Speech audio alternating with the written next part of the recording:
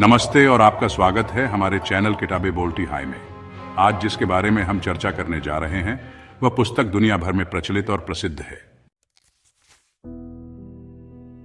इस किताब ने अनगिनत लोगों के जीवन को बदलने में महत्वपूर्ण भूमिका निभाई है। हम बात कर रहे हैं नेपोलियन हिल की रचना थिंक एंड ग्रो रिच। ये पुस्तक पहली बार 1937 में प्रकाशित हुई थी और तब से लेकर आज तक लाखों करोड़ों पाठकों की प्रेरणा का स्रोत रही है।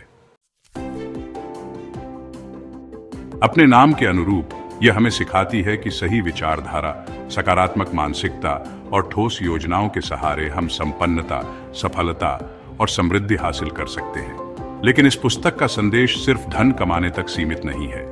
यह मनुष्य के अंदर की असीम संभावनाओं को जगाने का मार्ग प्रशस्त करती है। आज हम इसका हिंदी सार आपके सामने रखने वाले हैं, विस्तार से, लगभग 6000 शब्दों में, ताकि आपको इसकी प्रत्येक अवधारणा, प्रत्येक सूत्र और प्रत्येक सिद्धांत बारीकी से समझ में आए। हम इस सारांश में पुस्तक के प्रत्येक अध्याय का सार बताएंगे, लेखक के तर्कों को उदाहरणों से समझाएंगे और बीच बीच में अपने खुद के कुछ उदाहरण जोड़ेंगे। यह सार इस तरह तैयार किया गया है कि आप इसे बिना किसी अतिरिक्त व्याख्या के सीधे वॉइस ओवर के रूप में भी इस्तेमाल कर सकें। आइए शुरू करते हैं। भाग 1, पुस्तक की पृष्ठभूमि। थिंक एंड ग्रो रिच को समझने से पहले यह जान लेना जरूरी है कि नेपोलियन हिल ने इस पुस्तक को लिखने के लिए कई वर्षों तक अनुसंधान किया। इन्हें अमेरिकी उद्योगपति एंड्रयू कार्नेगी ने प्रोत्साहित किया था कि वे धनवान और सफल व्यक्तियों का साक्षात्कार लें और यह जानें कि उनकी सफलता के पीछे कौन सी मानसिकता या सिद्धांत काम करते हैं। हिल ने करीब 25 वर्षों तक उद्योगपतियों, वैज्ञानिकों, उद्यमियों, राजनेताओं और दार्शनिकों से बातचीत की। उन्होंने खोज की कि क्या वाकई कोई गुप्त सूत्र है जो इंसान को ऐश्वर्य की राह पर ले जाता है। अंततः इस सारी मेहनत का परिणाम थिंक एंड ग्रो रिच के रूप में सामने आया। यह पुस्तक मनुष्य के मनोविज्ञान को धन और सफलता के संदर्भ में जोड़ती है। हिल का तर्क है कि सफलता बाहरी परिस्थितियों पर नहीं, बल्कि हमारी आंतरिक सोच पर निर्भर करती है। कई लोगों को यह आश्चर्य हो सकता है, क्या सिर्फ सोचने भर से हम सफल हो जाएंगे? मगर पुस्तक बताती है कि यह सोच भर नहीं, बल्कि सोच के बाद की योजना, कर्म, सामंजस्य, आत्मविश्वास और लगातार बने रहने की क्षमता सभी मिलकर मनचाहा परिणाम दिलाते हैं। यही कारण है कि हिल केवल सैद्धांतिक बातें नहीं करते, बल्कि 13 ठोस सिद्धांतों पर पुस्तक का ढांचा खड़ा करते हैं। आइए इन सिद्धांतों को एक एक करके समझें। भाग 2, प्रबल इच्छा। सफलता के पहले और सबसे महत्वपूर्ण सिद्धांत का नाम है प्रबल इच्छा या भयंकर इच्छा। हिल बताते हैं कि किसी भी उपलब्धि की नींव वही व्यक्ति रख सकता है जिसके भीतर उस लक्ष्य को पाने की तीव्र लालसा हो। अगर हमारी इच्छा ही कमजोर होगी तो बाधाओं का सामना करके भी आगे बढ़ने का हौसला कैसे आ पाएगा। उदाहरण के तौर पर मान लीजिए आप एक बड़ा व्यवसाय शुरू करना चाहते हैं, लेकिन आपको उसमें 100% भरोसा नहीं। आपको डर है कि असफल हो सकते हैं, लोग हंसेंगे या पूंजी डूब सकती है। जिस दिन कोई बाधा आएगी आप अपना इरादा त्याग देंगे। लेकिन यदि आपकी इच्छा अत्यंत प्रबल है तो आप लगातार प्रयास करेंगे, नई नई तरकीबें ढूंढेंगे, लोगों से सीखेंगे और किसी भी हालत में हार मानने को तैयार नहीं होंगे। इस प्रबल इच्छा को हिल किताब में बर्निंग डिजायर की संज्ञा देते हैं। यह वही ऊर्जा है जो कठिन परिस्थितियों में भी इंसान को गतिमान रखती है।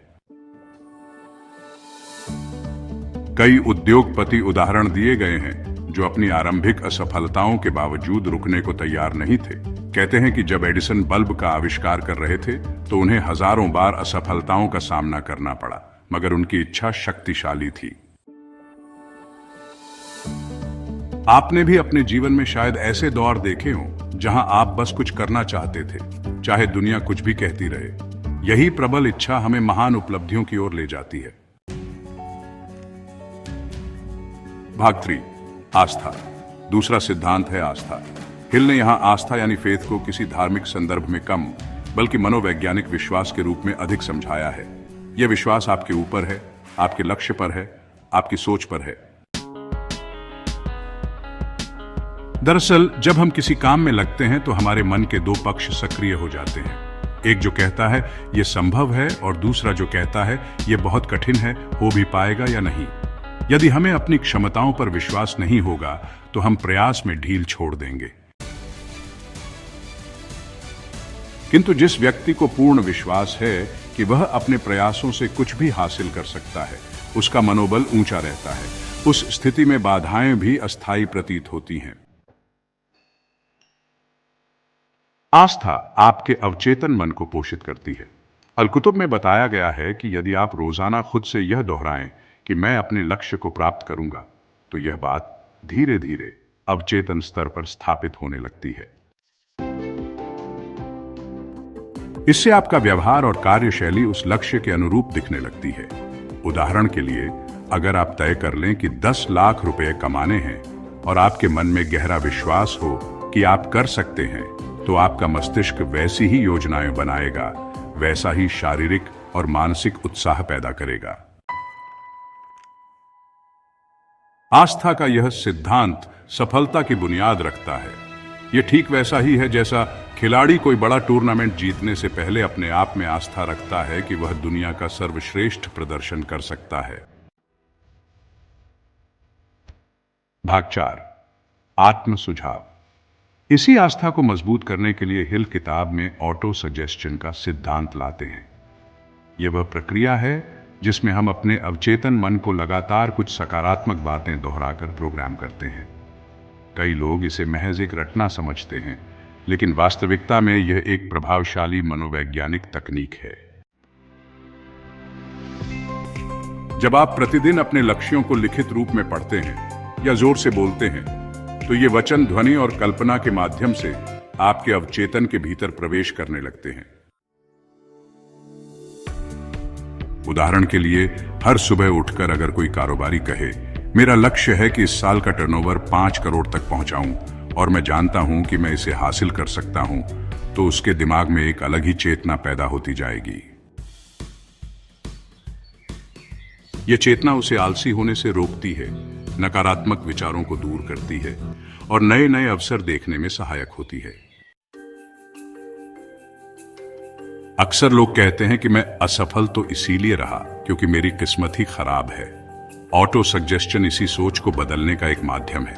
आप लगातार अपने आप को बोलें, मैं जितनी बार गिरता हूं उतनी ही मजबूती से उठता हूं, मैं सक्षम हूं।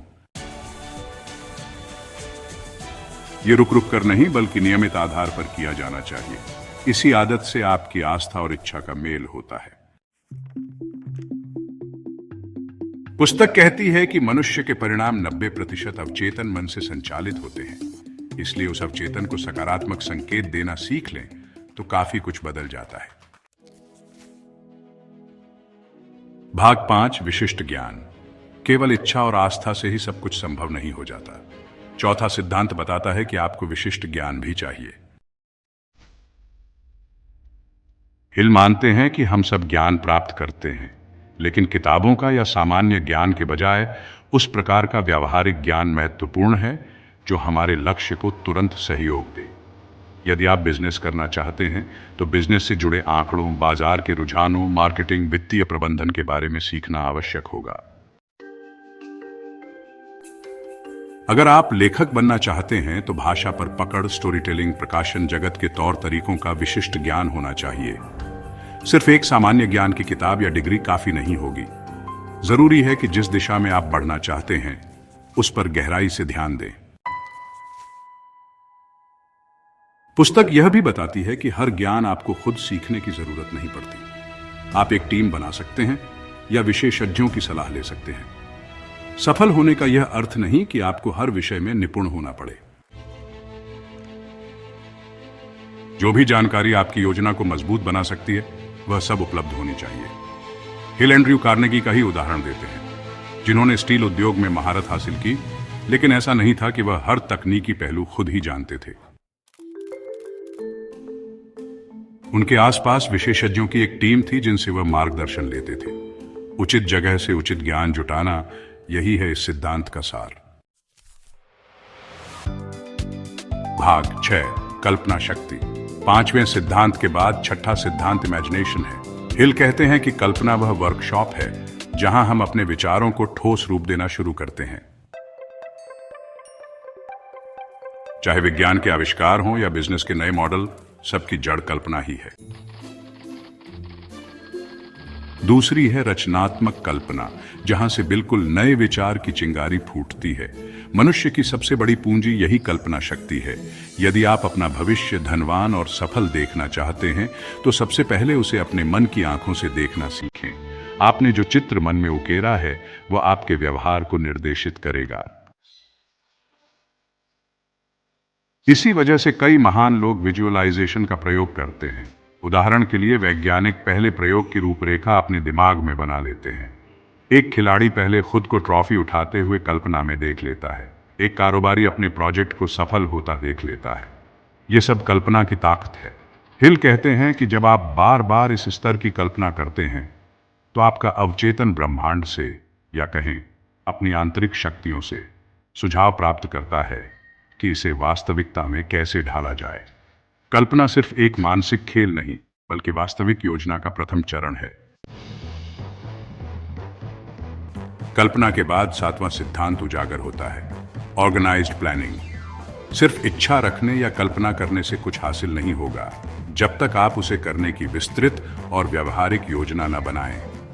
पुस्तक साफ संकेत देती है कि आपको अपने लक्ष्य के लिए चरणों में विभाजित कार्यक्रम चाहिए, जहां आप समयबद्ध तरीके से काम कर सकें, संसाधन जुटा सकें, लोगों का चयन कर सकें और अपनी प्रगति का आकलन कर सकें। इसलिए हिल कहते हैं कि सफल लोग अनियंत्रित ढंग से आगे नहीं बढ़ते, बल्कि उनके हर कदम के पीछे एक सुविचारित उद्देश्य होता है। एक सरल उदाहरण लें। अगर आपको एक साल में अपनी आय डबल करनी है तो आप ऐसे ही काफी इच्छा और कल्पना के सहारे नहीं बढ़ सकते। आपको देखना होगा कि कौन सा व्यवसाय या कौशल इस वृद्धि में आपकी मदद करेगा, किस तरह आप मार्केटिंग करेंगे, कितने निवेश की आवश्यकता होगी, किन नए संपर्कों की जरूरत है, कौन सी तारीख तक आप कितना लक्ष्य पाने की उम्मीद रखते हैं। यही सब संगठित योजना है। पुस्तक में उदाहरण है कि थॉमस एडिसन जब कोई आविष्कार करते थे तो उसके लिए अलग अलग विभागों में काम विभाजित करते थे। कुछ लोग शोध करते, कुछ लोग प्रोटोटाइप बनाते, कुछ लोग फीडबैक और परीक्षण में लगे रहते। यही व्यवस्थितता उन्हें तेजी से परिणाम हासिल करने में मदद करती थी। भाग 8 फैसला लेना। आठवां सिद्धांत है डिसीजन। पुस्तक में बताया गया है कि असफलता के सबसे बड़े कारणों में एक है निर्णय न ले पाना या बार बार उसे टालना। कई लोग लगातार सोचते रहते हैं कि आज नहीं, कल कर लूंगा, पता नहीं सफल हो पाऊंगा या नहीं, ज्यादा सोचने दो। पर इतिहास गवाह है कि सफल व्यक्तियों में एक आम गुण होता है, वे फैसला तेजी से लेते हैं और उसे बदलते कम है। धीमी गति से निर्णय लेना अक्सर अवसर गंवा देता है। लेखक का यह मत है कि कई बार बहस और विश्लेषण जरूरी है, लेकिन जरूरत से ज्यादा सोच विचार हमें निष्क्रिय बना देता है। निर्णय का अर्थ यह नहीं कि आप आंख बंद करके कोई उछाल भर लें। जरूर आप डेटा जुटाएं, लोगों से परामर्श लें, किंतु एक बिंदु के बाद फैसला लेना ही होगा। कभी कभी निर्णय में देरी का कारण सामाजिक दबाव भी होता है। लोग क्या कहेंगे, लेकिन जिसने दृढ़ संकल्प कर लिया कि उसे अपना सपना पूरा करना है, वह इस दबाव को नजरअंदाज कर तुरंत निर्णय लेता है। पुस्तक में कुछ उदाहरण हैं जहां एक उभरता व्यवसायी समय रहते निर्णय न ले सका और उसका बाजार कोई दूसरा हड़प ले गया। इसलिए जब आप किसी मौके को देख रहे हों और उसका पूर्ण विश्लेषण कर चुके हों तो निर्णय लेने से न डरें। यह नहीं भूला जाना चाहिए कि अवसर हमेशा प्रतीक्षा नहीं करते। भाग 9 दृढ़ता। नेपोलियन हिल इस विषय में वतारा महत्वहीन विफलताओं के उदाहरण देते हैं, जैसे कि एक खुदाई करने वाली कंपनी ने थोड़ी सी मेहनत के बाद खुदाई रोक दी, जबकि सोना बस कुछ फीट की दूरी पर था। बाद में दूसरे व्यक्ति ने उसी जगह खोदकर असीम संपदा पा ली। असल जीवन में भी हम कई बार असफलता से घबरा जाते हैं, जबकि कोई दूसरा व्यक्ति जरा और हिम्मत करके सक्रिय रहता है और पूरा लाभ उठा लेता है। लेखक का मानना है कि आपकी दृढ़ता आपके बर्निंग डिजायर से जन्म लेती है, क्योंकि जब इच्छा प्रचंड हो या आप में आस्था गहरी हो तो हार मानने का विकल्प आपको दिखता ही नहीं। भाग 10 मास्टरमाइंड गठबंधन। एक साधारण उदाहरण लें। एक छोटे उद्यमी के पास पूंजी कम है, मगर उसका एक मित्र वित्तीय विषयों का विशेषज्ञ है, दूसरा मार्केटिंग में निपुण है और तीसरा कानूनी मसलों को देखता है। अगर ये चारों लोग मिलकर एक मास्टरमाइंड समूह बना लें तो उनकी सामूहिक शक्ति कई गुना बढ़ जाएगी। वे एक दूसरे के अनुभवों और कौशल का लाभ उठाकर तेजी से आगे बढ़ सकते हैं। हिल बताते हैं कि दुनिया के कई बड़े बिजनेस साम्राज्य ऐसे ही समूह या साझेदारियों के बलबूते उभरे। विज्ञान में भी रिसर्च टीमें मास्टरमाइंड गठबंधन का उदाहरण है, जहां कई वैज्ञानिक मिलकर काम करते हैं। सफल व्यक्ति जानता है कि उसे सब कुछ अकेले नहीं करना, बल्कि दक्ष लोगों का साथ खोजकर बड़ा विजन पूरा करना है। भाग 11 उपचेतन मन। अगर हम जानबूझकर अपने अवचेतन को सफलता, धन प्राप्ति और सकारात्मकता से भरेंगे तो वह तदनुसार हमारे शरीर, मस्तिष्क और व्यवहार को निर्देश देगा। स्वसुझाव का सिद्धांत यहां कारगर होता है। अवचेतन मन को नियंत्रित करके आप अनेक रचनात्मक पहल कर सकते हैं। कोई नई खोज, कोई अभिनव विचार या व्यवसाय योजना तैयार कर सकते हैं। पर शर्त यह है कि नकारात्मक विचारों को लेकर सतर्क रहे। कोई भी भावना, गुस्सा, डर, ईर्ष्या अगर बार बार दोहराई जाए तो अवचेतन में जमा हो जाती है और आपकी प्रगति में बाधक बनती है। हिल सुझाव देते हैं कि अपने मूल आदर्श और लक्ष्य का एक स्पष्ट खाका रोज मन में अंकित करें। अवचेतन मन आपकी पूरक योजनाएं अवश्य प्रस्तुत करेगा। भाग 12 मस्तिष्क। इस सिद्धांत को समझकर हमें अपना वातावरण और संगति सावधानी से चुननी चाहिए।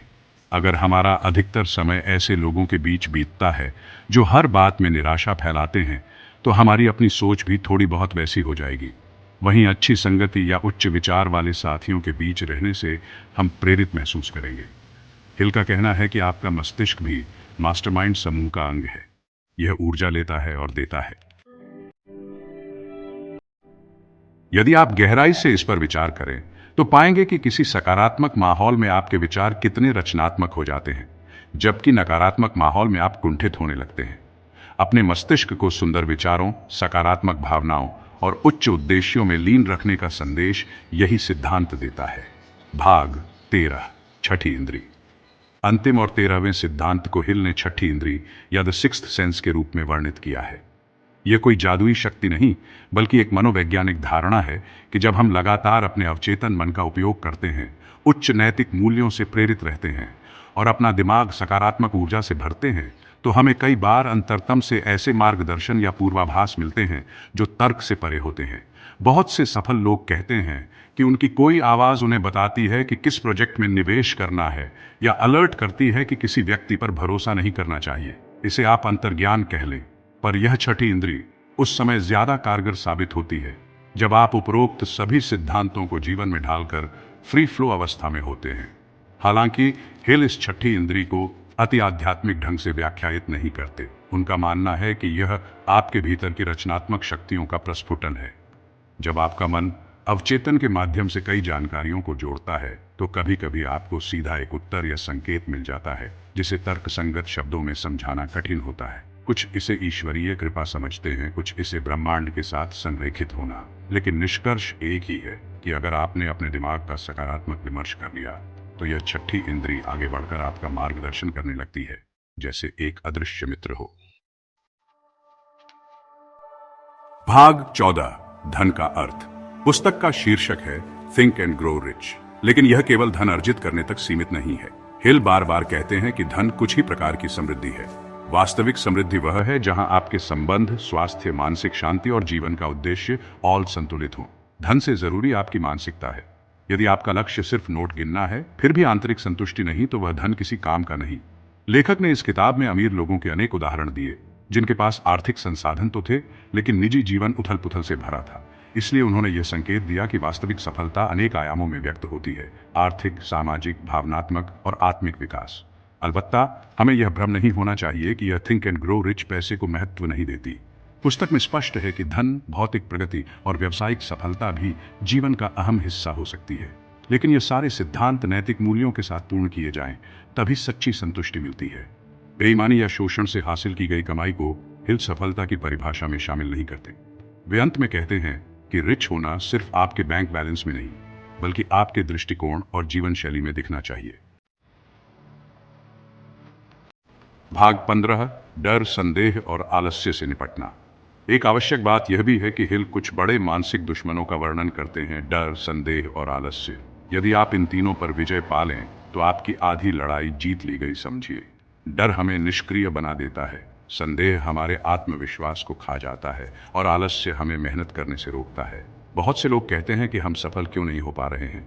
शायद उनकी प्रबल इच्छा तो है, लेकिन साथ ही डर भी है कि कहीं मैंने निवेश कर दिया और डूब गई पूंजी तो क्या होगा, या लोग मेरा मजाक उड़ाएंगे। इसी तरह संदेह कि मैं कर पाऊंगा या नहीं, या आलस्य, सोच तो लिया पर सुबह जल्दी उठने की हिम्मत नहीं। प्लान तो बना दिया मगर उसे रोज अमल में लाने की फुर्सत नहीं। हिल इन मानसिक बाधाओं का सफाया करने के लिए कहता है कि इनकी जड़ें आपके अवचेतन में बैठी हैं, इसलिए ऑटो सजेशन, प्रबल इच्छा, आस्था, संगठित योजना जैसे हथियारों से उन्हें निकाल फेंके।